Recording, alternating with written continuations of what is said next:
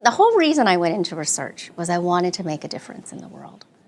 And the reason I did research on children of immigrants is because I thought research could bring stronger knowledge to the world about how do we improve policy and practice for children.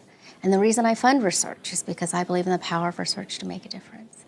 But research often doesn't make the kind of difference we want to see in the world. It's not having the kind of impact we want to see in the world.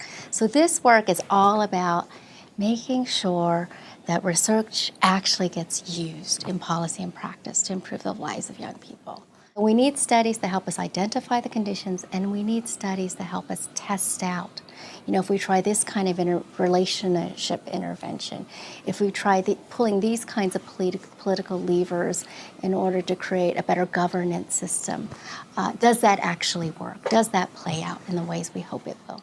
Two things that all applicants really need to have in place. One is a strong understanding of the users, the would-be users of research evidence that they're going to be going in to study. So what's the context? What does the decision-making process look like? What affects their decision-making? Because you can't understand the use of research evidence in decision-making if you don't understand the context of decision-making. So that's really important. And you need to bring some rigorous theoretical perspective to that, because theory is explanatory frameworks. At the end of the day, theories are explanatory frameworks. So that's one thing. The second thing that you need is very rigorous empirical methods for understanding if you are even seeing the use of research evidence and what that looks like.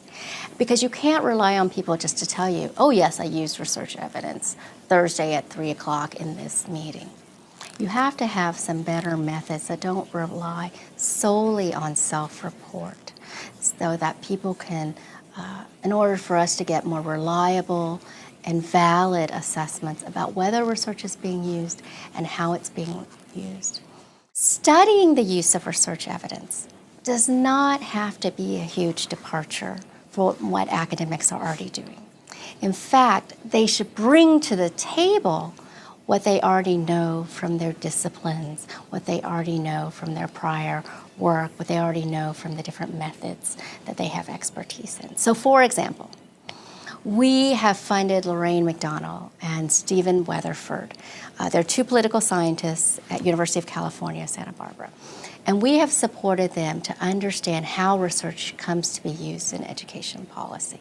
So they don't leave behind what they know as political scientists. In fact, the work is so much better because they're bringing theory from political science to understand what does the policy process look like and what should we be looking for as we're trying to track the role that research has played at different points in the policy process. And because they're political scientists, they're interested in all these different policy actors. Who has influence? The advocacy groups, the politicians, foundations too. And what is the role that these different policy actors play in that policy process to get research into education policy? This is the greatest intellectual challenge of our time.